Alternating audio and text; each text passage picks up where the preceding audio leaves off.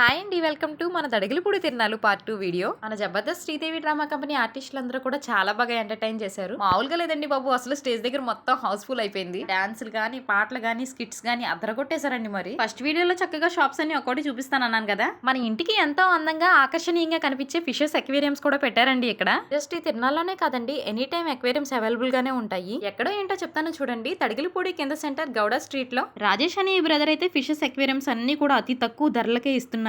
మనం ఎక్కడికో వెళ్ళి మరి ఎక్కువ కాస్ట్ పెట్టి తీసుకోవాల్సిన అవసరమే లేదు. పైన నెంబర్ అయితే ఇస్తున్నాను, ఎవరికైనా కావాలంటే కాంటాక్ట్ చేయండి.